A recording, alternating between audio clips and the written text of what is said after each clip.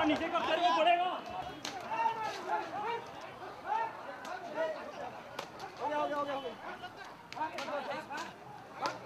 पूरे प्रकरण को उतना ही लीपापोती करने का प्रयास कर रहे थे।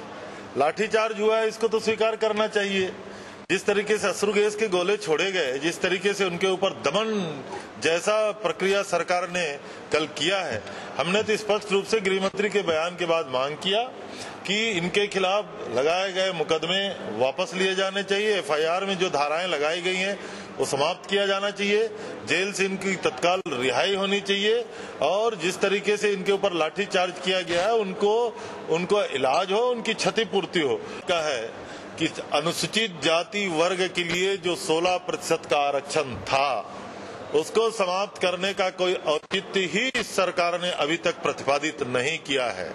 और बैकलॉग के बारे में उनकी अगर मांग है तो सरकार को निर्णय करना चाहिए। अगर आपने निर्णय 32% का लिया है तो निश्चित रूप से उस समाज का अधिकार बन जाता है बैकलॉग की भर्ती में उनको मांग करने का।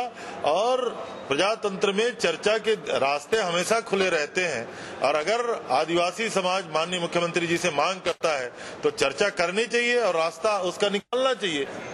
मुझे लगता है कि जिस प्रकार 32% आरक्षण और उसकी विधिवत नोटिफिकेशन जारी हो गया, इनको यही नहीं मालूम है कि बस्तर और सरगुजा में डिस्ट्रिक्ट क्वार्टर 32% नहीं होता, वहां पॉपुलेशन के आधार में 70-68% होता है।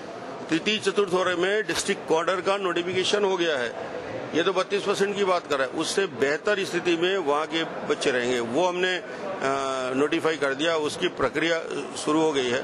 तो अब मुझे आंदोलन करने के लिए विपक्ष के लोग राजनीति करना चाहते, मगर जो मैसेज, जो संदेश लोगों तक पहुंच रहा है और इस बजट के बाद पहुंचेगा कि उस आरक्षण का विषय हो, डेवलपमेंट का विषय, उस क्षेत्र में फंड, पैसे उस क्षेत्र में बेहतर तरीके से कैसे खर्च हो, उन सारे विषयों में सरकार ने निर्णय लिया है।